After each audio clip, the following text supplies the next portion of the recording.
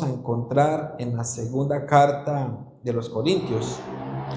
La segunda carta a los Corintios, y aunque no voy a ir ya a ese pasaje, pero quiero que lo tengan ahí listo para cuando ese va a ser nuestro texto. En el capítulo 10 vamos a estar ubicados, 2 Corintios 10, verso 1 al 6. Voy a leer, y si gusta, viaja conmigo a ese texto, lo vamos a leer y luego voy a hacer una introducción al respecto. 2 Corintios capítulo 10, versículo 1 y hasta el 6. Dice así la palabra de Dios. Yo, Pablo, os ruego por la mansedumbre y ternura de Cristo. Yo, que estando presente ciertamente soy humilde entre vosotros, mas ausente soy osado para con vosotros. Ruego, pues, que cuando esté presente no tenga que usar de aquella osadía con que estoy dispuesto a proceder resueltamente contra algunos que nos tienen como si anduviésemos según la carne. Pues aunque andamos en la carne, no militamos según la carne, porque las armas de nuestra milicia no son carnales, sino poderosas en Dios para la destrucción de fortalezas, derribando argumentos y toda altivez que se levanta contra el conocimiento de Dios y llevando cautivo todo pensamiento a la obediencia a Cristo, y estando prontos para castigar toda desobediencia cuando vuestra obediencia sea perfecta. Bien, ese es un texto que encontramos en esta segunda carta a los Corintios, y esta carta que he querido intencionalmente traer cada vez que vengo para ir comprendiendo mejor la palabra. Esta carta, mis hermanos, nosotros podríamos hacer alguna división y podemos ver cómo hay 7 capítulos que inician donde Pablo defiende su ministerio de una manera muy, pero muy pastoral. Luego el capítulo 8 y 9 hablan acerca de la generosidad.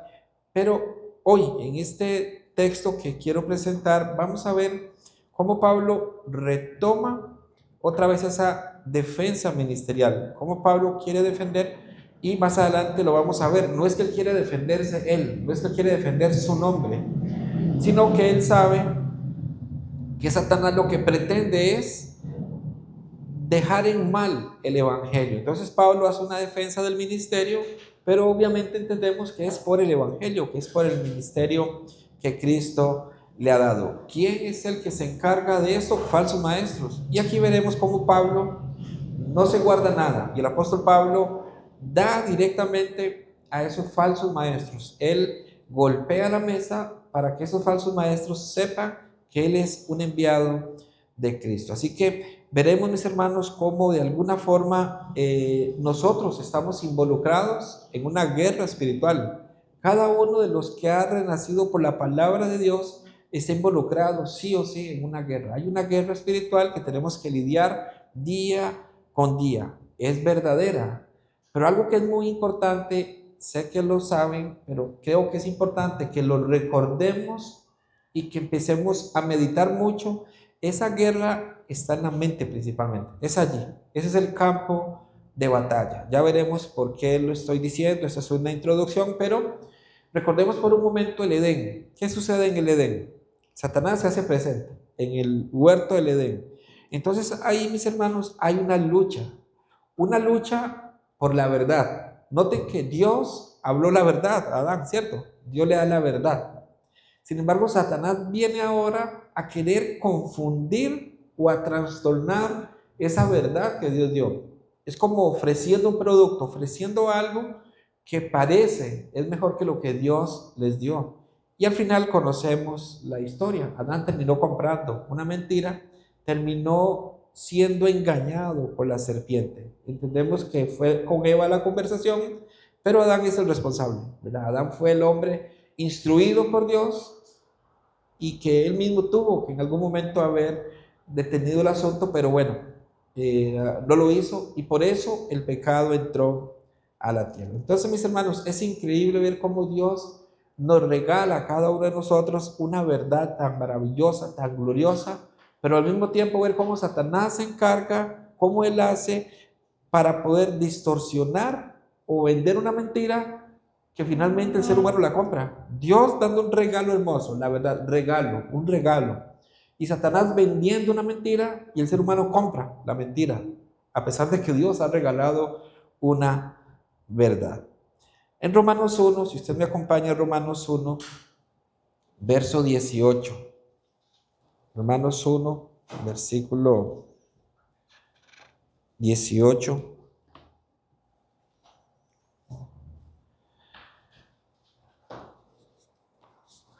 Podemos ir al 25. Desde el 18 empieza, pero el 25 es el versículo que quiero que pongamos un momentito la lupa ahí en ese texto, en ese versículo 25. Dice Romanos 1 y verso 25. Ya que cambiaron la verdad de Dios por la mentira. ¿Cómo lo hicieron? Honrando y dando culto a las criaturas antes que al Creador, el cual es bendito por los siglos. Amén.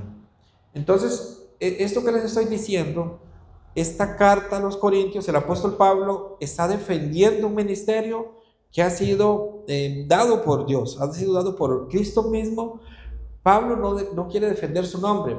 El apóstol Pablo lo que quiere es defender el evangelio, defender el ministerio que Dios ha dado, porque es la verdad que está proclamando. Pero les cuento todo esto desde el Edén para que tengamos idea de cómo desde el principio la verdad ha sufrido ataques, la verdad ha sufrido luchas constantes por medio del enemigo de nuestras almas. En el desierto encontramos a Jesús tú a tú con el diablo mismo. Ahí están allí, y vemos cómo Satanás lo que intenta es lo mismo que intentó en el Edén con Adán y Eva. ¿Qué es lo que intenta? Venderle mentiras. Lo empieza a tentar ofreciéndole mentiras. Tiene que ver con una adoración a él. Eso es lo que Satanás busca. Pero notemos cómo Jesús no lo reprende. Jesús no reprende al diablo. Jesús hace algo y es nuestro modelo a seguir. Jesús, ¿qué hace? Cita la escritura una y otra vez. Jesús le dice, escrito está y escrito está. Veamos por un momento esta lucha o este combate. Usted me puede acompañar a Lucas capítulo 4, si es tan amable. Lucas 4.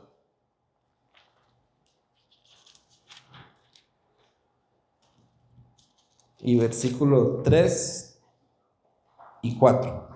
Lucas 4, ahí tiene como título Tentación de Jesús.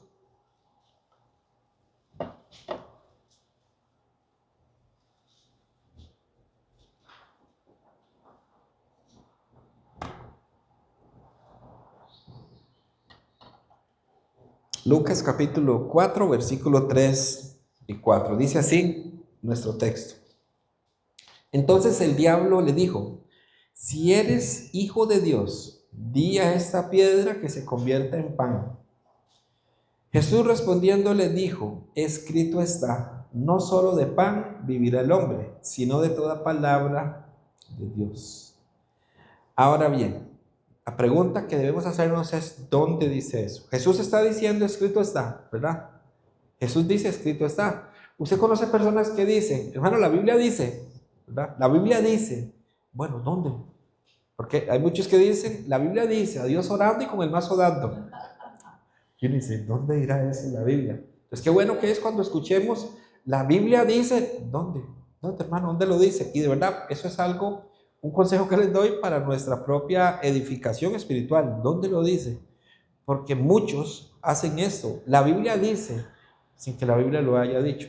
O la Biblia lo dice, pero lo usan para su conveniencia.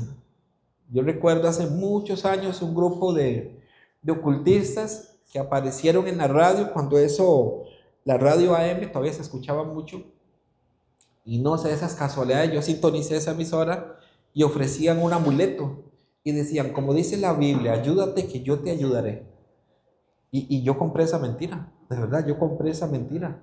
Porque mencionó la Biblia. Entonces vean el cuidado y vean la astucia de Satanás. Satanás ha sido astuto. Por eso la Biblia, cuando relata la caída del hombre, Génesis capítulo 3, verso 1, inicia diciendo que la serpiente, ¿cómo era? Astuta, más que todos los animales, para referirse a la astucia de Satanás. Entonces aquí tenemos este encuentro, Jesús versus el diablo mismo. Y el diablo lo llega a tentar, pero Jesús le dice, no, porque escrito está, Satanás, ¿Dónde está? Y yo quiero que usted vea dónde lo dice la Biblia. Deuteronomio, capítulo 8 y versículo 3. Cuando Jesús dice, escrito está, es porque Jesús conoce la escritura. Jesús sabe lo que dice la palabra de Dios. Y Deuteronomio, capítulo 8 y versículo 3 dice justamente las palabras que Cristo está diciendo. Dice así, Deuteronomio 8, para los que están anotando y los que quieren ir también conmigo pueden encontrarlo así. Dice la palabra de Dios, Deuteronomio capítulo 8, versículo 3. Y te afligió y te hizo tener hambre y te sustentó con maná, comida que no conocías tú ni tus padres la habían conocido, para hacerte saber que no solo de pan vivirá el hombre, mas de todo lo que sale de la boca de Jehová vivirá el hombre. Entonces Satanás llega a tentar a Cristo. Cristo no le dice, te reprendo, Satanás. Cristo dice, escrito está. La palabra de Dios, hermanos. Y voy a insistir mucho con esto porque les decía al inicio que hay una lucha que se da y va a ser siempre en la mente. Ahí va a estar la lucha. ¿De qué está nuestra mente saturada? ¿Qué hay en nuestra mente? ¿Qué es lo que hay? Porque así vamos a reaccionar nosotros. Luego vemos cómo Satanás allí mismo en Lucas, en el capítulo 4, que estamos viendo esa tentación, ese duelo tú a tú. Yo quisiera que usted pueda imaginarlo donde está Jesús y Satanás enfrentándose en esta oportunidad, Satanás ofreciéndole a Jesús, vendiéndole mentiras, pero Jesús firme. Dice el versículo 5, Lucas 4, versos 5 al 8. Y le llevó el diablo a un alto monte y le mostró en un momento todos los reinos de la tierra. Y le dijo el diablo, a ti te daré toda esta potestad y la gloria de ellos, porque a mí me ha sido entregada, y a quien quiero la doy.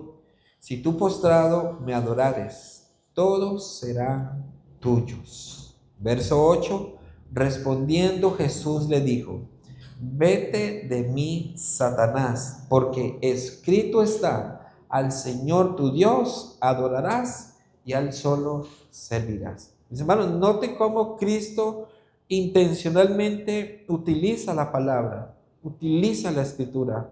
Ahora hablaba mi hermano al introducir los cantos, ¿verdad? Él hablaba de la vieja levadura, ¿verdad? Y la vieja levadura se entiende como viejas doctrinas, ¿verdad? Como doctrinas contaminadas que en algún momento recibimos y algunos nos costó quizá desarraigarnos de unas más que a otros. Pero al final fueron doctrinas, fueron enseñanzas que llegamos a abrazar en algún momento cada uno de nosotros. Entonces, cuando esas doctrinas se metían en la mente, las personas se aferraban tan firmemente allí que era difícil sacarlos, era difícil sacar a la persona de esa mentira que había comprado. Aquí vemos una vez más a Jesús diciéndole, escrito está, al Señor tu Dios adorarás y a Él solo servirás.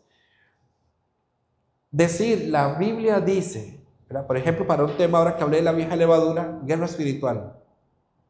La guerra espiritual consistía en pegar gritos, ¿verdad? Y entre más gritara usted, más fuerte, no sé si tal vez el diablo se le rompía los tímpanos o qué, pero era como entre más gritos haya, es más fuerte. O sea, el diablo como que resistía, según ese tipo de doctrinas. O entre más lo insultara usted, ¿verdad? Yo hasta escuché improperios, ¿verdad? De personas cristianas para referirse al diablo, tratando mal a la mamá, de verdad.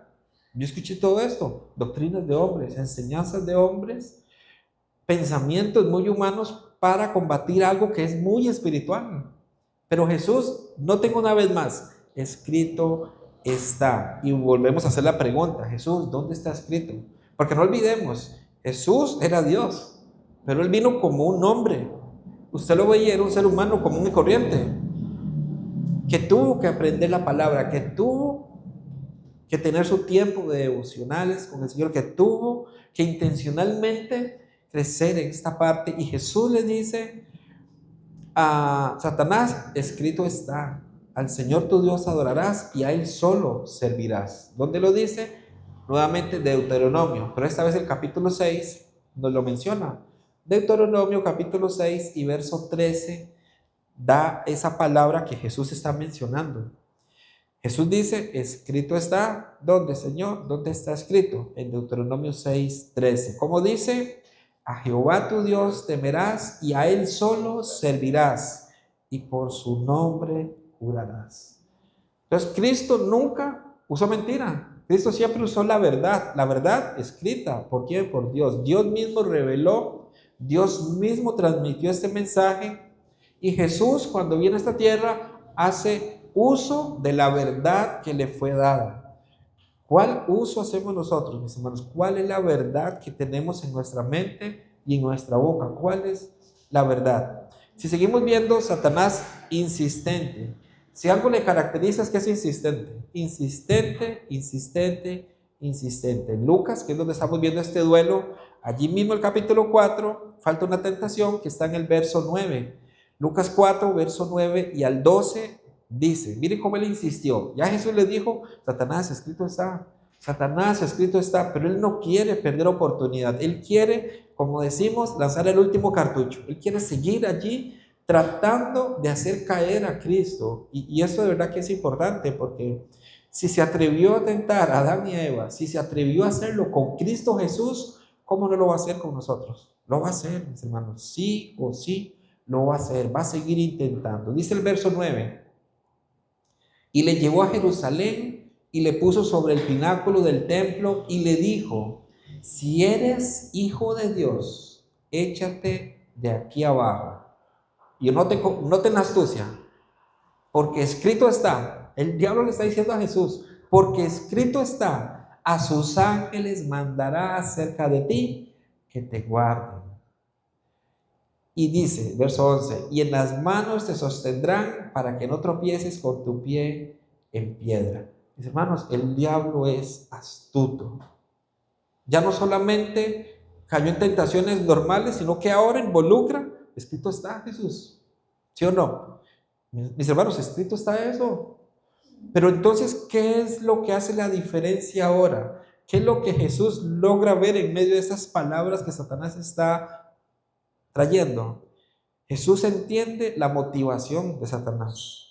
Está citando la palabra con una motivación muy equivocada. ¿Cuál? Adóreme a mí. Es lo que Satanás quiere. Por eso Jesús le responde en el verso 12, respondió Jesús, le dijo, dicho está, no tentarás al Señor tu Dios. Pero el diablo es astuto. Por eso cuando él le cita esto a Jesús, lo que está citando es el Salmo 91. Algunos se saben de memoria ese salmo. El Salmo 91 y versículo 11 dice, pues a sus ángeles mandará acerca de ti que te guarden en todos tus caminos. El diablo ve que Jesús rechazó la primera, la segunda tentación y dice, voy a mencionarle algo que está escrito. Escrito está también, así que láncese. Y Jesús nota la motivación por la que Satanás está presentándole. Y Jesús, una vez más, no dice su pensamiento. Jesús dice lo que está escrito en la palabra. De hecho, la respuesta que Jesús le da, dicho está o escrito está, no tentarás al Señor tu Dios. Eso lo encontramos en Deuteronomio 6 también. Y verso 16. Dice así, esta palabra escrita en la Biblia y que Jesús hace mención, Deuteronomio 6 y verso 16 dice, no tentaréis a Jehová vuestro Dios como lo tentasteis en Masá. Una vez más, Cristo usando la palabra de Dios, mis hermanos. Entonces, vemos y sabemos que derrotar la mentira se logra ¿de qué manera? Guardando, proclamando, abrazando y viviendo la verdad que nos ha sido revelada. Mis hermanos, esta ha sido una verdad, este libro que usted tiene en sus manos, este libro es una revelación. Dios reveló esto para nuestra iluminación, para iluminarnos a nosotros hoy. Entonces ya es algo revelado, ya es algo que Dios manifestó y para nosotros es iluminación. Hoy esta palabra a nosotros nos ilumina. Por eso es que cuando proclamamos, vivimos esta verdad, nosotros vamos a vencer sobre las mentiras que Satanás nos pone.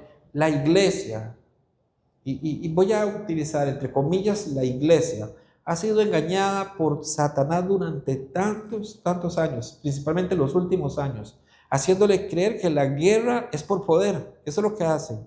Y mis hermanos, toda reprensión, toda maledicencia de demonios por parte de esas iglesias aseguran, ahí está el poder de la iglesia. Pero en realidad están desconociendo la verdad de Dios. Les hacen creer que el poder lo tienen cuando toman esa autoridad para reprender demonios, para expulsarlos. Y son iglesias que pasan llenas. Digo iglesias y se entiende entre comillas, ¿verdad? Que lo digo entre comillas, porque es el título que tienen al final en sus rótulos, iglesias, iglesias. Allá en Heredia había una iglesia que tenía el nombre o tenía el lema donde se sanan todos los males, así. Una publicidad buenísima, ¿para qué? Para las personas necesitadas, para las personas que decían, yo necesito, yo tengo tantos males, voy allí. Estrategias del diablo para seguir engañando a las personas. Yo sí aclaro, mis hermanos, y lo dije hace un momento, sí hay guerra espiritual. O sea, el cristiano tiene una guerra espiritual y también es una guerra continua, no es por momentos, es continua.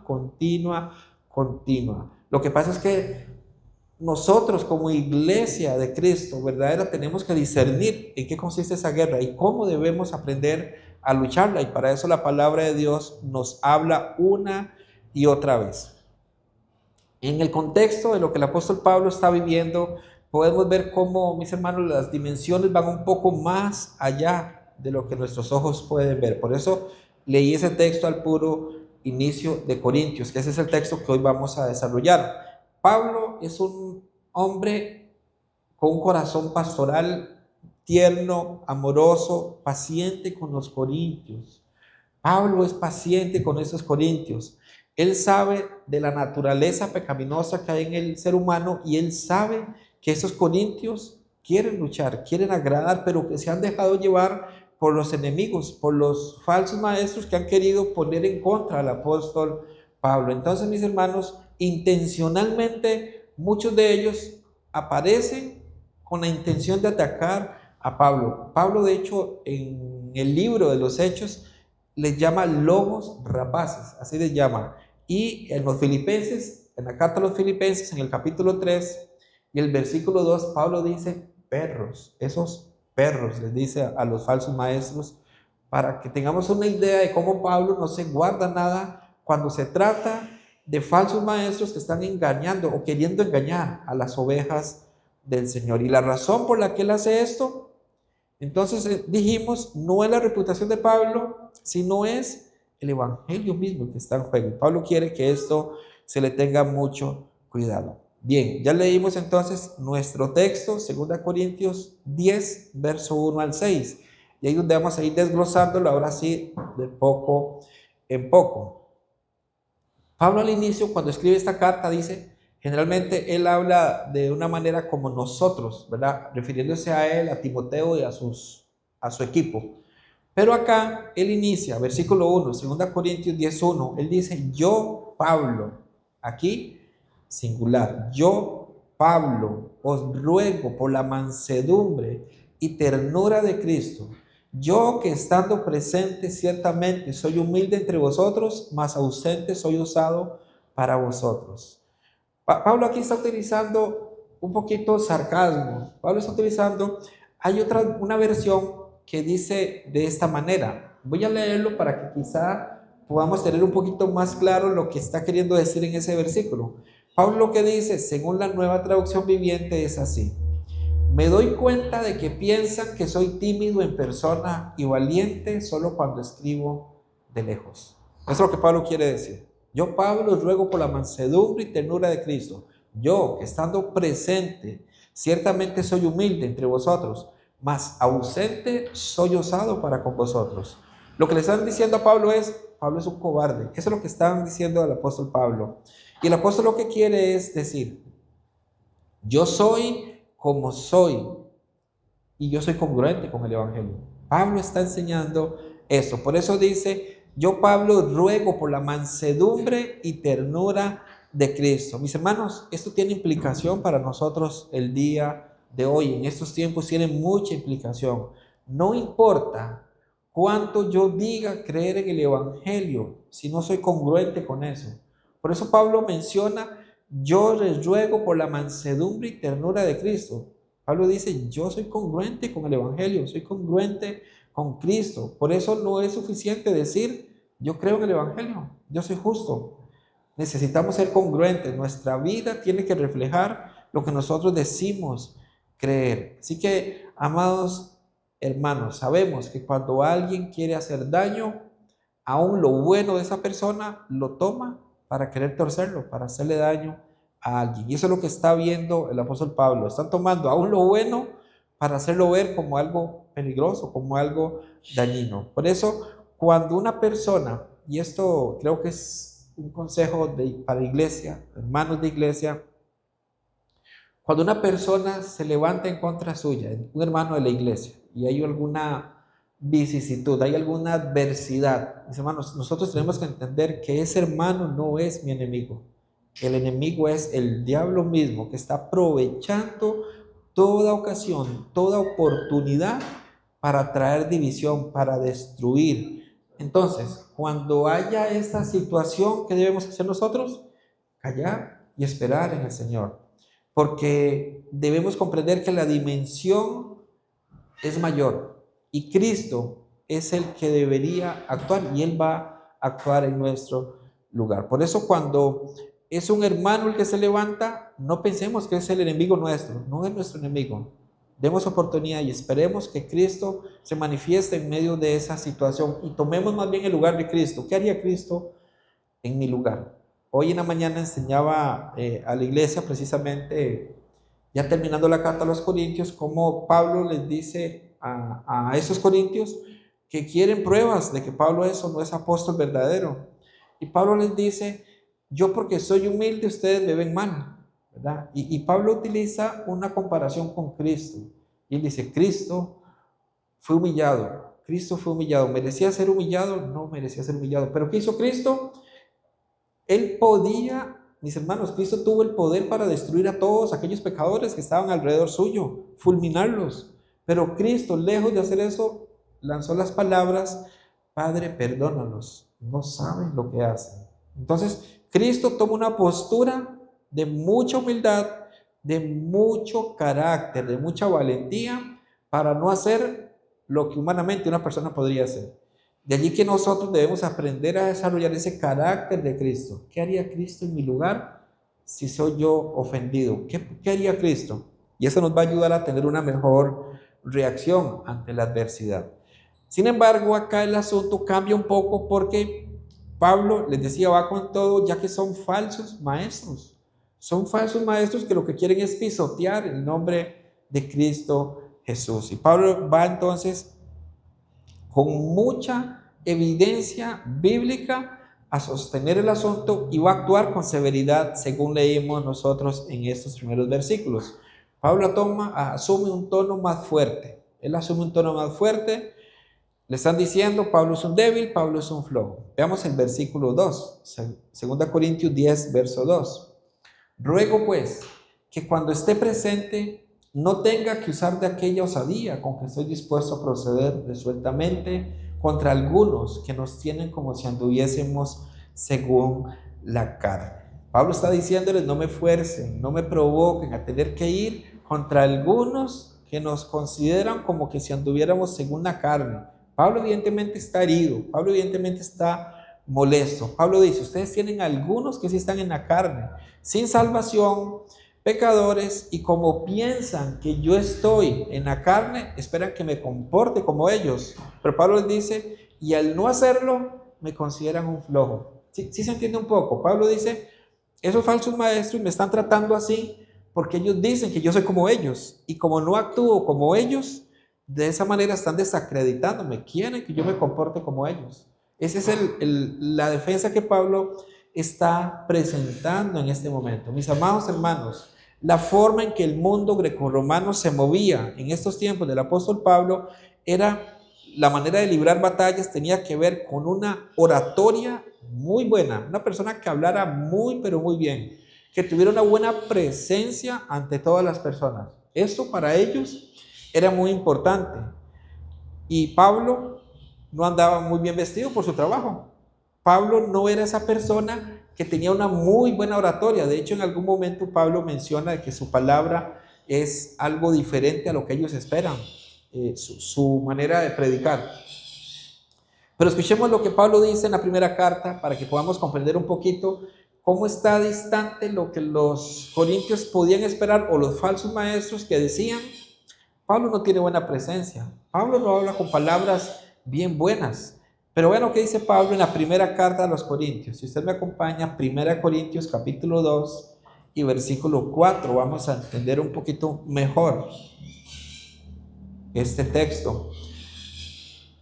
1 Corintios capítulo 2 y verso 4 dice de esta manera.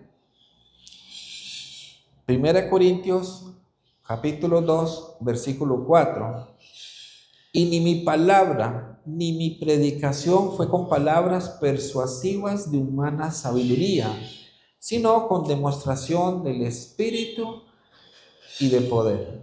Esa fue la manera en que Pablo se presentó a los corintios. No voy a hablarles con sabiduría humana, dice Pablo. No va a ser de esa manera, sino con demostración del Espíritu y de poder. Mis hermanos, en ese tiempo, en ese primer siglo, el orador o el predicador tenía que cumplir con 5 características sumamente importantes. Primero, lograr la atención de las personas. Eso, número 1. Luego tenía que, en este orden, era la atención de las personas, la comprensión, luego el convencimiento, el poder retener a las personas en medio de la predicación, tenerlas atentas, retención y acción. Esas eran como las 5 características, 5 evidencias de un muy buen predicador. Pero el énfasis de ellos estaba en el convencimiento. Al final de todas estas 5, ellos decían, tienen que tener esas 5, pero la más importante es que convenza a la gente. Eso es lo que más les importaba a ellos, que los convenza, que los convenza. Sin embargo, cuando nosotros leemos las cartas del apóstol Pablo, nos damos cuenta de algo, y es que el énfasis no está en el convencimiento, el énfasis está en la comprensión. ¿Cómo nacimos de nuevo nosotros? ¿Porque alguien nos convenció o porque alguien nos hizo comprender el Evangelio?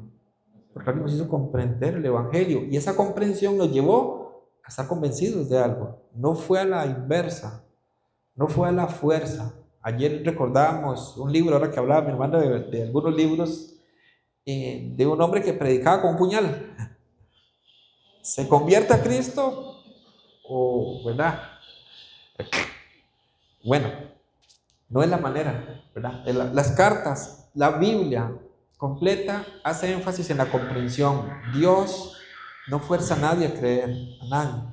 Dios reta a las personas para que encuentren evidencias de que Él es verdadero, de que Él es el Mesías, de que Él es el que ha salvado, que Él es el que ha cargado los pecados y de que Él ha diseñado todo esto para nosotros. Entonces, esto era un problema para el apóstol Pablo. En realidad no para el apóstol Pablo, para los corintios, que estaban siendo engañados por esos falsos maestros que querían traer abajo a un hombre de Dios. ¿Por qué lo que querían? Es que Pablo no ve cómo habla, se enreda solo, es que no ve qué fácharas de Pablo. Todo esto ellos lo querían poner en contra de los corintios. ¿Para qué? Para que los corintios entonces dejaran de escuchar a Pablo y no creyeran en lo que ya Dios había hablado a través de este hombre. ¿Ven cómo la mentira sigue? Satanás sigue a través de falsos maestros trayendo mentiras. Hoy las cosas no cambian.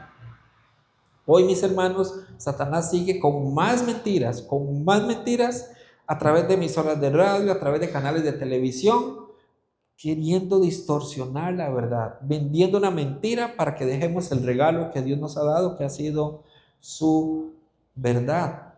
Aquí mismo estamos todavía en 1 Corintios, ¿verdad? Que les cité ahorita 2.4. En 2.1, 1 Corintios 2.1, podemos ver cómo una vez más Pablo menciona esto. Veamos lo que dice 1 Corintios capítulo 2 y versículo 1.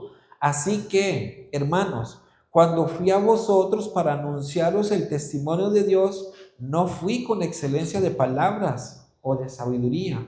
Pablo no fue con palabras de domingo, ¿verdad?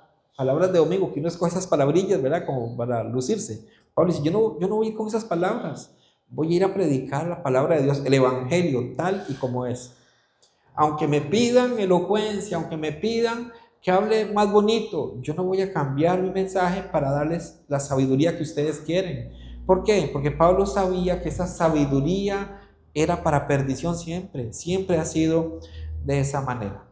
Pero bien, sigamos con nuestro texto de 2 Corintios 10 para seguir avanzando con los versículos que hoy tenemos por delante. 2 Corintios 10 y verso 3. Dice así, segunda carta a los Corintios, capítulo 10, versículo 3. Pues aunque andamos en la carne, no militamos según la carne. Eso es muy importante. Pero Pablo dice, ciertamente yo ando en la carne. Tengo un cuerpo, tengo que caminar. Los falsos maestros tienen un cuerpo, tienen que caminar. Andamos en la carne. Él dice, sí, andamos en la carne, pero no militamos según la carne. Y aquí Pablo empieza a hacer la diferencia. Y Pablo, con mucho amor, con mucha ternura, empieza a explicar a los corintios para que ellos solitos puedan ir viendo las diferencias de un hombre de Dios y un falso maestro. Pablo dice, ciertamente andamos en la carne, pero no militamos según la carne. Las armas en el arsenal del apóstol Pablo no eran aquellas relacionadas al ingenio humano. No tenían que ver con estrategias humanas, porque son armas inefectivas en el reino de las tinieblas. Estos hombres luchaban con sus armas. Pablo dice, yo ando en la carne, pero mis armas no tienen que ver según la carne. No pueden. Primero no deben y no pueden. Mis hermanos, ¿saben algo? No tienen poder en el mundo de las tinieblas. Las armas de este mundo, las estrategias humanas, todo lo que el hombre inventa, todas las palabras, por más sofisticadas que sean para que uno libre una lucha correcta, espiritual, no tienen poder en el mundo de las tinieblas, no tienen. Y Pablo lo que quiere que ellos puedan comprender, Pablo quiere que entiendan la diferencia entre él y estos falsos maestros. En este mundo pueden tener poder, pero no en el ámbito espiritual. En este mundo, las estrategias, las armas que el ser humano pueda usar, le pueden funcionar en este mundo, pero nunca van a funcionar en el ámbito espiritual. Por eso cuando nosotros luchamos según la carne, ¿sabe qué terminamos haciendo cuando luchamos según la carne? Nosotros luchamos según la carne y terminamos lastimando a las personas, terminamos hiriendo a las personas, terminamos siendo celosos, siendo individuos, mis hermanos, más egoístas que hay cuando nosotros luchamos con nuestras armas, porque hay armas en este mundo. Los falsos maestros usan armas de este mundo, de hecho lo están haciendo, están atacando al apóstol Pablo, están diciendo, este hombre no es un apóstol, este hombre es falso. Eso es un arma que están lanzando, humana. Y Pablo dice, bueno, mis armas no tienen que ver con sus armas, no son carnales, mis armas son diferentes. Por eso, amados hermanos, cuando luchamos con nuestras armas, podríamos pasar momentos vergonzosos inclusive, en donde nosotros, por defendernos, ofendemos, herimos, y eso lejos. E inclusive uno podría llegar a alegrarse porque a otra persona que no me agrada no le fue bien. Y no solamente alegrarnos, sino que podríamos inclusive justificarnos con las ofensas que en algún momento recibimos. Pero Pablo, ¿saben qué dice? Nosotros no somos así. Pablo dice, yo no soy así. No somos de esa manera. Pastor, entonces yo tengo que dejar que me insulten, yo tengo que dejar que me ofendan. ¿Saben, mis hermanos? No debemos malinterpretar la manera en que un justo lucha como una flojera, porque aquí alguien podría decir, por eso dicen el apóstol Pablo, no ve, vea qué cobarde que es, muy valientito escribiendo, pero vean, no hace nada. Pablo dice, es que mis armas no son como las suyas. Entonces están interpretando al apóstol Pablo como un flojo. Mis hermanos, a nosotros los justos, los que hemos renacido, alguien podría interpretar nuestro accionar como cobarde, como flojo, pero nosotros tenemos que entender que nuestras armas no son carnales. Y cuando dicen eso es que no se defienden, es que no dicen nada. Mis hermanos, nuestras armas no son como las de este mundo. Las luchas en la carne van a malinterpretar la realidad siempre. Veamos y seguimos leyendo verso 4. Porque las armas de nuestra milicia no son carnales, sino poderosas en Dios para la destrucción de fortalezas, Yo quiero que vayamos viendo el poder de esas armas. Derribando argumentos y toda altivez que se levanta contra el conocimiento de Dios y llevando cautivo todo pensamiento a la obediencia a Cristo. Mis hermanos, estamos frente a un texto muy, pero muy poderoso. ¿Quieren ver poder en la Biblia? Ese es un texto muy poderoso, muy, pero muy poderoso. Y lo que este texto acaba de decir, lo que acabamos de ver nosotros, dice 5 puntos, al menos logro enmarcar aquí. Número 1, estamos involucrados en una contienda. Eso es una afirmación. Es una afirmación. O sea, estamos, aunque no, pero es que no he tenido luchas. Dice la Biblia que estamos involucrados en una contienda. Eso es algo que tenemos ya que entender, según este texto. Luego dice que nosotros tenemos armas de defensa para esa contienda. Y eso debería de alegrarnos. Tal vez nos entristecemos o nos asustamos, que torta, en una contienda, en una guerra. Pero hay armas que nos han sido dadas para librar esa contienda, para librar esa lucha que hay. Luego, lo tercero que puedo resaltar es que son armas poderosas. ¿Vieron dónde? En Dios. Son armas poderosas. Voy a leer nuevamente el verso 4. Porque las armas de nuestra milicia no son carnales, sino poderosas en Dios.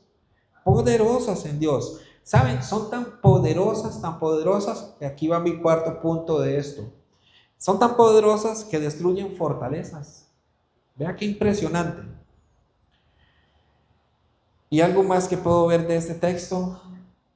Verso 5, derribando argumentos y toda altivez que se levanta contra el conocimiento de Dios y llevando cautivo todo pensamiento a la obediencia a Cristo. Da la respuesta de cómo un cristiano debe usar esas armas. Entonces, mis hermanos, según este texto que estamos hoy estudiando, Dios nos enseña algo. Estamos en una guerra. Pero luego nos enseña algo más. Tenemos armas para defendernos. Gloria a Dios por eso. Pero no solamente eso, nos dice que esas armas no son nuestras o no tienen nuestro poder. Son poderosas en Dios. Qué impresionante. Y dice que son tan poderosas que destruyen fortalezas, que es lo que quiero que ahorita veamos. ¿Qué es eso? Una fortaleza, un paradigma. Porque al final nos da la respuesta de cómo nosotros debemos usarlas. Ahora, pensemos por un momento en el contexto de este versículo. ¿Qué es lo que está sucediendo? Falsos maestros engañando a creyentes, ¿cierto? Eso es lo que está pasando. Falsos maestros diciéndole a los corintios, yo podría contemporizarlo hoy y podría decir que hoy, por ejemplo, algunos dicen, ven a mi iglesia porque en mi iglesia caen diamantes del cielo. ¿Quieres diamantes? Ven a mi iglesia. Una mentira, pero que hoy se está dando, ¿sabían? Eso se está dando hoy. Hombres llamados apóstoles, haciendo videos, diciendo, vean los diamantes que me cayeron del cielo. Dios me ama, Dios me trae diamantes. Mentiras del diablo para engañar a las personas, para que no conozcan la verdad del evangelio. Al final ese es el objetivo de Satanás. Entonces, lo que estamos leyendo tiene que ver con ese contexto. Falsos maestros engañando a los creyentes. Pero por otro lado, vemos cómo lo acusa de que Pablo tiene doble ánimo, de que Pablo es un hipócrita, es lo que están diciendo de él. Entonces Pablo quiere que ellos vean cómo esto tiene otra dimensión. Eso es lo que Pablo está haciendo con estos versículos que estamos nosotros leyendo. Mis hermanos, cuando nosotros nos separamos de un hermano en la fe, no es algo tan superficial. Y Pablo quiere que esto lo entienda la iglesia de Corinto. Y Dios quiere que nosotros, cada uno de nosotros, entendamos esto. Separarnos de un hermano de la fe, dividirnos con un hermano de la fe, no es tan superficial. Esto es terrible. ¿Por qué? Porque daña el nombre de Cristo. No es que yo me enojé con mi hermano, estoy dañando el nombre de Cristo. Y para eso Dios nos da armas, entonces, para que podamos entender que no es contra Joshua mi lucha. Joshua no es mi enemigo, él es mi hermano. Pero el diablo puso algo para que nosotros entráramos en contienda. Y mi responsabilidad es traer las armas que Cristo ha dado para que yo pueda entonces luchar. y vencer esta guerra y romper ese distanciamiento. Esa es la intención. Entonces vemos cómo aquí son cosas que Pablo quiere que ellos entiendan, que los corintios entiendan. Hay decisiones humanas, hay pensamientos humanos, palabras humanas, acusaciones humanas que tienen connotaciones espirituales, ¿sí? Hay palabras tan hirientes que pueden dañar a una persona, inclusive en su parte emocional y espiritual la dañan a una persona. Pablo nos hace ver algo, mis hermanos, cómo es que predicar el evangelio, la forma en cómo lo vive usted ve a Pablo como él vive el evangelio, como él lo predica, como él enseña a pagar bien por mal, el dolerse por los pecadores, que él lo está haciendo ahorita justamente, el dolerse por personas que a pesar de que lo hieren, de que lo lastiman. Todo esto Pablo dice, yo tengo armas más poderosas en Dios. Yo tengo armas muy poderosas en Dios que van a poder derribar todas esas fortalezas. Pensamientos rebeldes, especulaciones que se levantan contra el conocimiento de Dios en las personas, como el caso de estos hombres. Estos hombres están siendo llevados por Satanás para que arremetan contra el apóstol Pablo. Vemos entonces, mis hermanos, cómo esos hombres, y esto es impresionante, cómo estos hombres que están teniendo ese tipo de conductas contra el hombre de Dios, ellos afirman creer en Dios, ellos afirman ser hombres de Dios. Por eso es importante que nosotros podamos pesar muy bien cuáles son las armas que el creyente debe usar y cuáles son las armas que el no creyente está usando. ¿Cuáles son las armas? Podemos ver nosotros, dije anteriormente, que el campo de batalla del diablo va a ser la mente. ¿Por qué la mente? Dice Proverbios 23, Proverbios capítulo 23,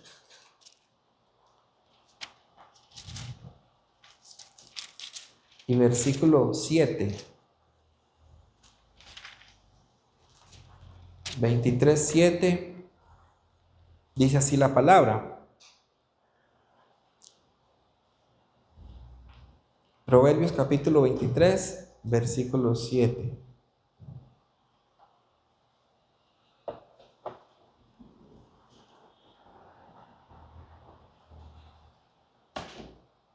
Porque cuál es su pensamiento en su corazón, tal es. Come y bebe, te dirá, mas su corazón no está contigo. Porque cuál es su pensamiento en su corazón, tal es. Noten, pensamiento. Como yo pienso, así actúo. De la manera en que yo pienso, así voy a actuar. Si cambio la verdad por la mentira, ¿qué va a pasar?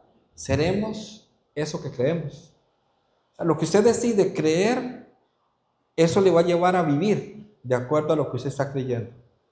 ¿Sí se entiende? El pensamiento entra, yo creo esto y ahora camino de esa manera.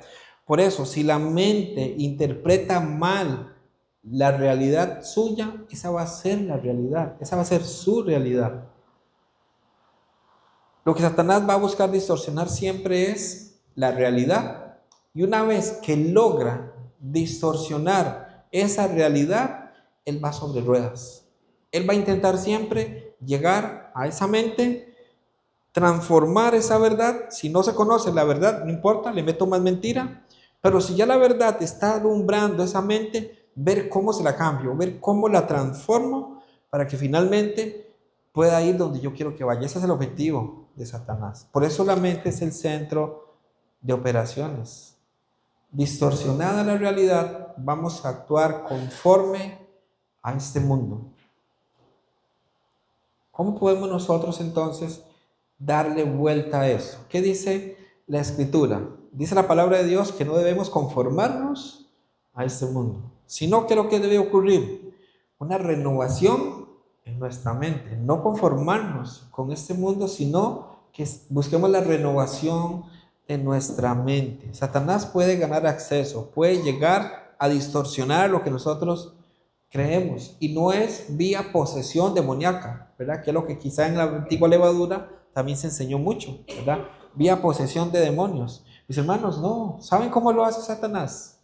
Por medio de palabras que otros dijeron y yo permití que entrara a mi mente y empecé a creerlo, que procesara en mi mente. Y de esa manera Satanás está cambiando la verdad, está metiendo su mentira en nuestra mente. Una vez que la mente nuestra se distrae con mentiras que no están alineadas al corazón de Dios, ya fuimos afectados seriamente fuimos afectados. Pero esa es la manera en que Satanás lo hace. Distorsiona por palabras de otras personas, y noten que cuando digo palabras, puede ser algún predicador, puede ser algún familiar, puede ser cualquier persona que logró meter algo en la mente nuestra y nos empezó a cambiar el chip, y empezamos nosotros a creer eso que esa persona está diciendo. ¿Y saben por qué Satanás hace eso?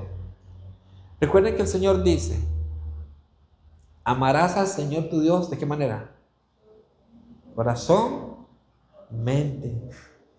Con la mente, mis hermanos. Si Satanás logra distorsionar la verdad, sabe que no podremos hacerlo con nuestra mente. ¿Se dan cuenta cómo allí es el campo de batalla? Ese es el objetivo de Satanás, distorsionar las mentes de las personas. Cuando estamos predicándole el evangelio, por eso decía yo al inicio, cuando las cartas de Pablo y la Biblia entera se trata, o el énfasis está en la comprensión, ¿verdad? Que podamos entender. Mis hermanos, por eso es precisamente, porque es en la mente donde nosotros podemos revertir toda mentira. Es en la mente que Satanás sabe que la verdad se puede manifestar o no se manifiesta. La mente debe estar llena de la palabra de Dios, debe estar llena.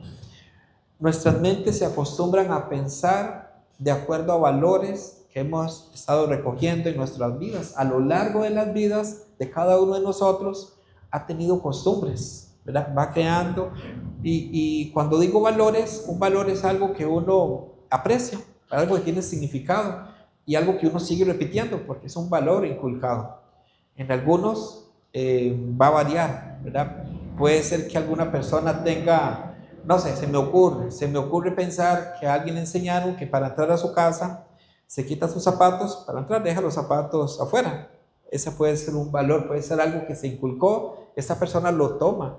Otro puede ser aquella persona que dice: no, yo me tomo una tacita de café después de cenar, después de almorzar. Son muchas costumbres que al final uno le toma valor, tiene un significado y uno lo sigue repitiendo.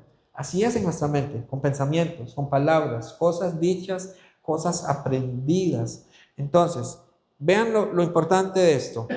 Cuando algo es aprendido, cuando algo es recibido en la mente y empieza a procesarse en la mente, mis hermanos, yo me voy a empezar a comportar de X manera.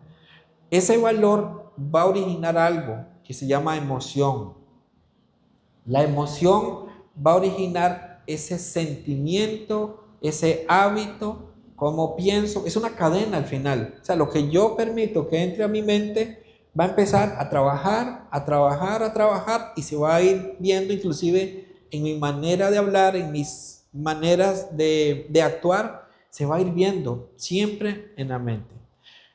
Los valores que recogemos nosotros, les decía entonces, están inclusive en la familia, y es como un virus, ¿verdad? Como que se llega al cuerpo y ya está con nosotros.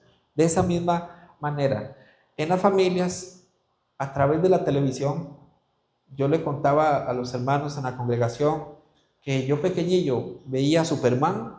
Mis hermanos, y yo el otro día quería volar, yo quería ser Superman, porque yo decía: qué carga ser Superman. Y yo, de verdad, si me hubieran comprado el traje, yo creo que sí me hubiera animado a tirarme de un árbol. ¿Por qué? Porque esa película me impactó y en mi mente yo quería ser Superman.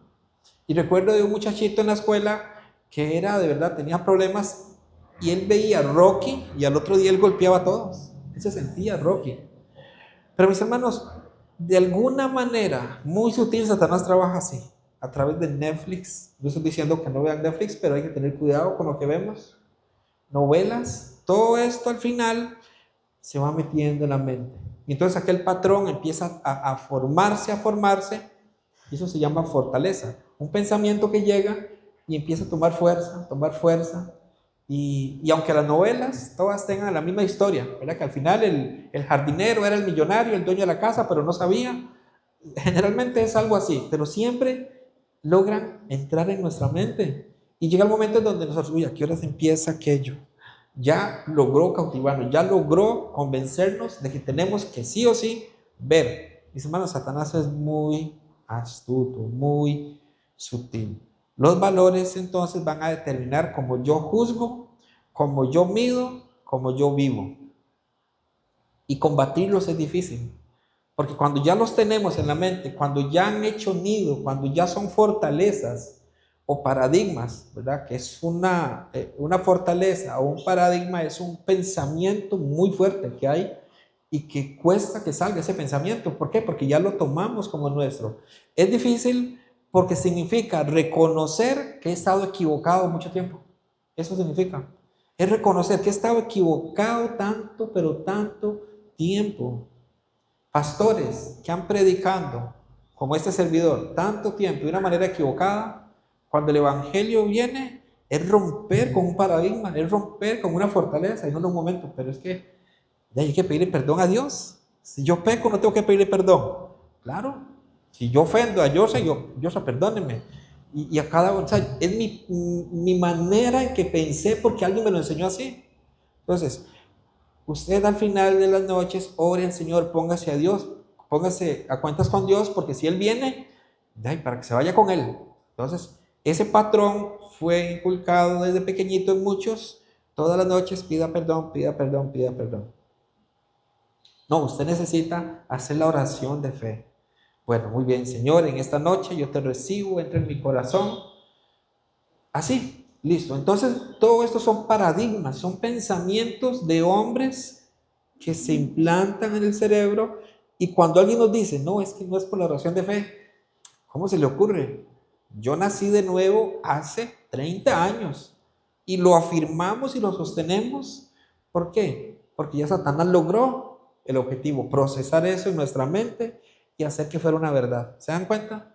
Es lo que hizo en el Edén, es lo que intentó con Jesús y es lo que sigue haciendo. El apóstol Pablo es consciente de esta lucha y por eso él les dice a ellos, yo no soy como los falsos maestros, yo no opero como ellos operan. Mis hermanos, cuando los valores errados han estado en mi mente, se forman esas fortalezas, esos paradigmas, que son un patrón de conducta pecaminosa, que logra controlarnos a nosotros, controlan a la persona para que no esté en la libertad, aunque esa persona diga, yo soy libre en Cristo, pero pidiendo perdón todos los días. Yo soy libre en Cristo, pero hice oración de fe.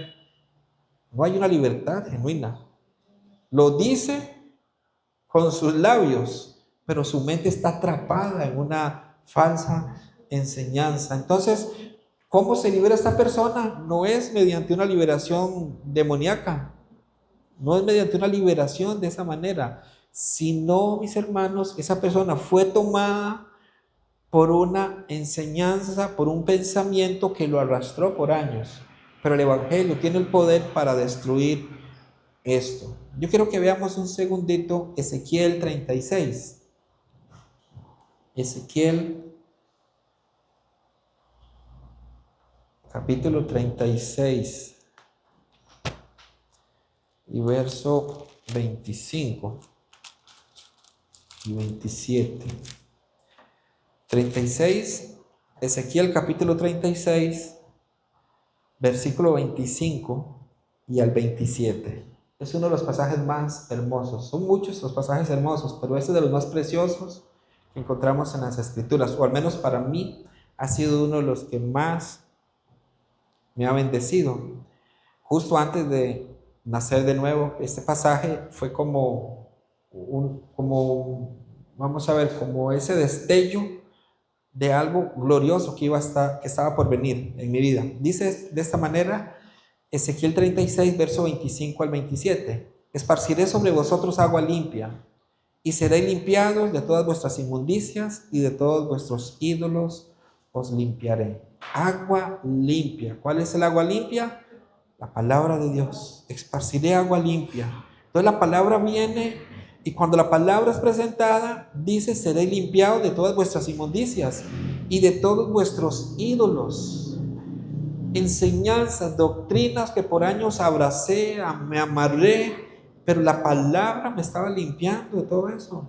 Y sigue diciendo el verso 26, os daré corazón nuevo y pondré espíritu nuevo dentro de vosotros, y quitaré de vuestra carne el corazón de piedra y os daré un corazón de carne. Y cierro el 27, y pondré dentro de vosotros mi espíritu, y haré que andéis en mis estatutos y guardéis mis preceptos y los pongáis por obra. La palabra de Dios rompiendo paradigmas, rompiendo fortalezas mentales que por años estuvieron en la vida de tantos pecadores, tantos pecadores. Entonces, amados hermanos, eso es una fortaleza, un pensamiento que entró en pequeñito y empezó a hacer raíz, y Satanás se encargó sutilmente de trastornar la verdad. Sigue diciendo nuestro texto, si usted me vuelve a acompañar, 2 Corintios 10:5.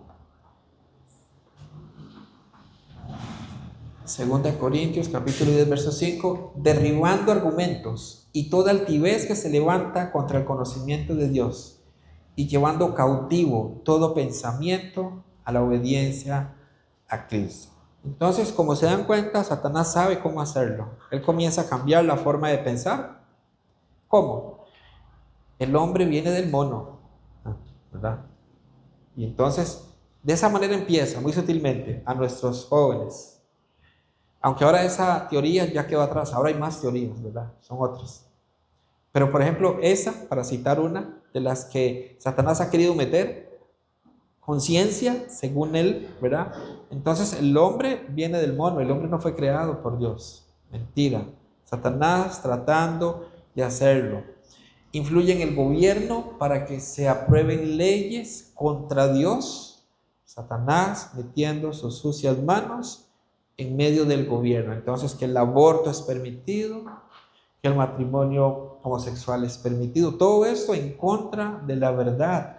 Se mueven las mentes y corazones pecaminosos para que creen, para que fabriquen, para que diseñen programas radiales, podcasts, videos, canales de YouTube con contenido mentiroso, pero que parece verdad. Eso es lo que hacen. Se mueve así, mis hermanos. Vende antivalores todos los días. Antivalores, todo contrario a Dios, todo contrario a Dios. Él ganó en el Edén. Ananías y Zafira le dijeron a Pedro, acá está todo el dinero. Pedro responde, ¿por qué Satanás llenó tu corazón de mentira? ¿Se dieron cuenta? Eso es lo que Pedro le dice. ¿Por qué Satanás llenó tu corazón de mentira? Igual Jesús llegó un momento en donde le dice a Pedro, apártate de mí, Satanás, a Pedro. ¿Por qué? Porque Pedro, por un momento muy espiritual y humilde, quiso evitarle a Jesús su sufrimiento. Y el Señor lo reprende porque el que puso ese pensamiento fue Satanás. Porque Satanás sabía que Jesús no tenía que ir a la cruz, no quería que fuera a la cruz. Entonces Pedro, sin querer queriendo, como dijo aquel teólogo, le dijo a Cristo, no, esto no te pase, Señor, no te pase. Vean qué nobleza de Pedro, vean qué astucia Satanás, vean qué astucia para que Pedro se doliera de lo que a Cristo le iba a pasar y lo persuadiera. Por eso Cristo le dice, apártate de mí, Satanás. No estás entendiendo, Pedro. Yo tengo que hacer la voluntad de mi Padre. Entonces, así de astuto es el diablo. Seguimos, verso 4. No, perdón, 2 Corintios, pero esta vez el capítulo 4. Quiero que veamos esto que afirma lo que estamos aprendiendo hoy. 2 Corintios, capítulo 4 y versículo 4.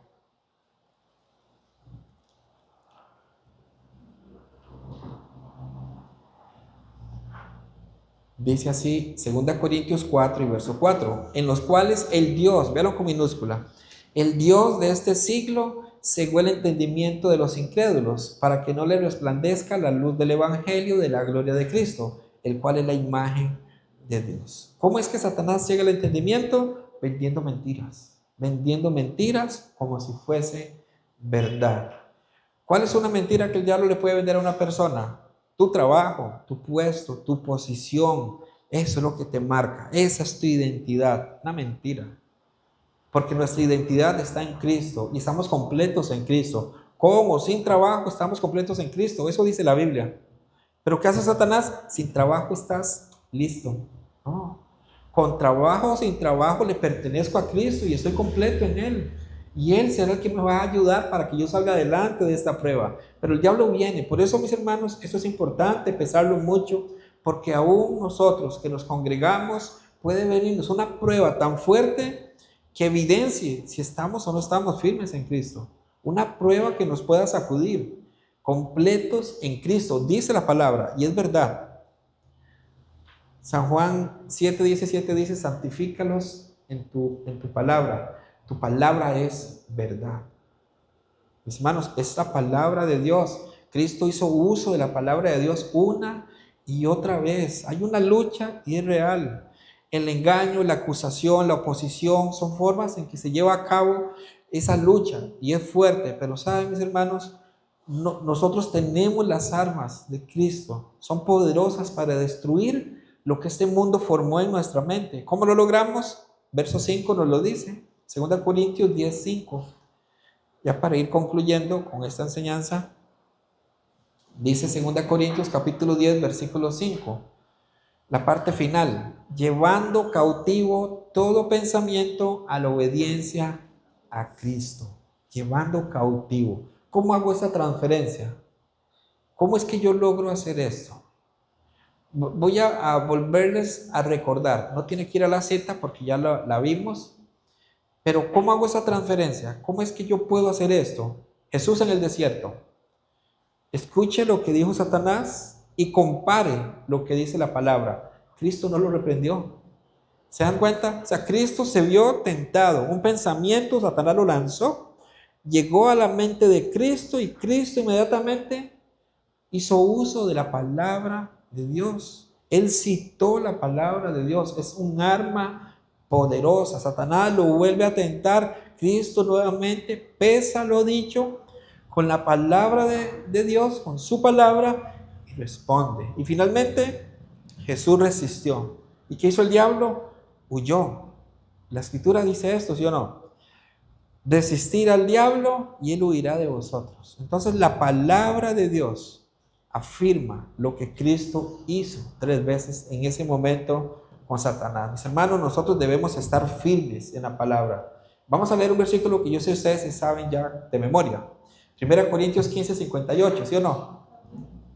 1 Corintios 15:58, ¿cómo dice? Veámoslo juntos, ¿está bien? La cuenta de 3 dice así: 1, 2, 3. Así que, hermanos míos amados, estad firmes y constantes, creciendo en la obra del Señor siempre, sabiendo que vuestro trabajo en el Señor no es en vano. Firmes en la palabra, firmes en la palabra. Y voy a citar, por tiempo, ahora no quisiera extenderme mucho, pero quisiera citar algunos textos para que usted los pueda tener. 1 Corintios 6:13, y lo voy a leer, dice de esta manera: velad, estad firmes en la fe, portaos varonilmente y esforzados.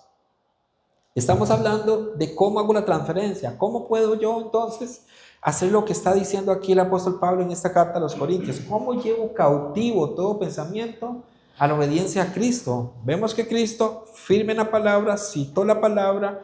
Vemos 1 Corintios 5:58, una vez más firmes en la palabra. 1 Corintios 16:13, velad y estad firmes. Sigo citando 2 Corintios 1:24, dice la palabra del Señor una vez más: porque por la fe estáis firmes. Y sigue hablando de esa firmeza en la fe. Gálatas capítulo 5, versículo 1 dice: estad pues firmes en la libertad con que Cristo nos hizo libres. Estad firmes. Y si leyéramos la guerra espiritual, el texto de guerra espiritual que tenemos en la escritura, Efesios capítulo 6, versículos 10 hasta el 14, ¿de qué nos habla? Estar firmes, fortaleceos en el Señor, firmes. Siempre, mis hermanos, la palabra nos va a invitar, nos va a desafiar a que estemos firmes en Él, firmes. Filipenses 4:1 dice de esta manera: así que, hermanos míos y deseados, gozo y corona mía, estad así firmes en el Señor. amados, una y otra vez, una y otra vez, una y otra vez, firmes. Por eso, y sí me gustaría que me acompañen a una cita más, un par de citas más. Primera de Pedro, capítulo 5, versículo 9. Primera de Pedro, capítulo 5, versículo 9.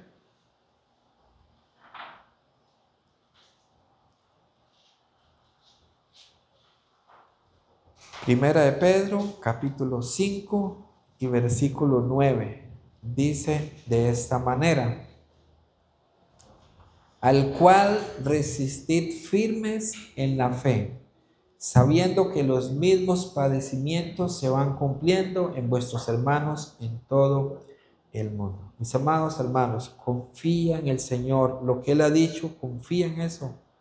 Busquemos la voluntad de Dios constantemente, esa voluntad que permanece, firmes en las doctrinas. Es lo que está diciendo ese texto que acabamos de leer. Confiar en lo que Dios ha dicho. Confiar en eso. Buscar la voluntad de Dios permaneciendo firmes en las doctrinas que nos ha dejado la palabra de Dios. Y quiero cerrar con una ilustración que el apóstol Pablo hace. Y antes de leer el último versículo que hoy tengo para ustedes, que es el texto de 2 Corintios 10, les dije o les leí 2 Corintios 10, verso 1 al 6, ¿verdad? Me faltan 2 versículos para concluir, que es el 5 y el 6. Pero quiero darles una ilustración de lo que ocurría y por qué Pablo cita esto. En la antigüedad, las ciudades estaban rodeadas de murallas o fortalezas. Eran fortalezas, así se le llamaban. Eran muros enormes, muros. ¿Verdad? Muros grandes, fuertes, inquebrantables. Así se protegía. Pensemos en San Ramón, que tuviera una fortaleza. Entonces, todo alrededor de San Ramón, muros altos, para que nadie invadiera. Así era una fortaleza. Eso es una fortaleza. Al menos de la que el apóstol Pablo quiere hablarnos ahorita. Entonces, esa era una fortaleza que existía en ese momento. Y el asunto era así. Cuando un ejército quería entrar a esa ciudad, lo primero que tenía que hacer era derribar las murallas. Tenía que derribar los muros. Sí o sí, derribamos los muros. Una vez que derribaban los muros, penetraban y hacían cautivos a los soldados de ese lugar. Si siguen el hilo de lo que sucedía, rompían los muros, los destruían, tomaban a las personas prisioneras y a los rebeldes se castigaban. Así es como sucedía en la antigüedad cuando un ejército, cuando un pueblo invadía a otro. Destruía murallas, fortalezas, tomaba a las personas prisioneras y castigaba a los rebeldes de ese grupo. Ahora quiero que leamos 2 Corintios 10, 5, 6, para que podamos comprender cuál es la idea que el apóstol Pablo tiene cuando presenta precisamente esto. Dice así, 2 Corintios 10, 5, 6. Derribando argumentos y toda altivez que se levanta contra el conocimiento de Dios y llevando cautivo todo pensamiento a la obediencia a Cristo y estando prontos para castigar toda desobediencia cuando vuestra obediencia sea perfecta. Mis hermanos, esto lo hacemos no en nuestras fuerzas, en Cristo Jesús solamente en Cristo Jesús podemos nosotros, pero tenemos que estar firmes en su palabra, entendiendo que recibiremos dardos. Yo quisiera decirles, mis hermanos, que no vamos a recibir dardos, pero sería mentir. Vamos a recibir dardos constantemente. Somos soldados, somos parte del ejército del Señor y tenemos que estar preparados. Tenemos que entender y discernir, comprender que las dimensiones son mayores de las que Satanás quiere que nosotros veamos. Él es astuto, mentiroso, engañador y no dejará de serlo. Todos los días estará con constantes ataques, pero hoy hemos aprendido por la palabra de Dios que debemos estar firmes en esta palabra, firmes para poder responder acorde al ataque que el enemigo quiera lanzar en contra nuestra. Amén. Vamos a orar. Amado Dios, una vez más, muchas gracias, Señor, por la oportunidad que nos das de estar reunidos en esta tarde en tu nombre, Señor. Gracias por la iglesia de San Ramón, gracias porque tú, Señor, has sido amoroso, tierno con cada uno de mis hermanos, has sostenido esta obra, Señor, y sabemos, bendito Dios, que en tus manos está. Oro para que esta palabra que hemos compartido en esta tarde, Señor, cale en lo más profundo de nuestro ser, que podamos, bendito Dios, poner en práctica y que podamos, Señor, estar firmes cada vez más y más firmes en tu palabra, que podamos, Señor, combatir con sabiduría, con discernimiento mismo que tú demostraste, Señor, las veces que fuiste tentado por Satanás. Ayúdanos para que podamos lucir tu palabra, para que podamos, Señor, mostrarle al mundo, a los vecinos, al barrio, a todos que están afuera, que nosotros somos uno, Señor, que hemos entendido la importancia de la unidad de la iglesia, que hemos aprendido a estar firmes en tu palabra, Señor, y permite que sean más personas las que podamos alcanzar por medio de la predicación que tú pondrás en cada uno de nosotros, el anhelo de poder llevar el mensaje del evangelio a cada persona que aún ha rechazado, que aún no te conoce y que sigue rechazando tu palabra. Ponemos en tus manos este tiempo, Señor, y hemos orado en el nombre de Cristo Jesús. Amén y amén. El Señor les bendiga.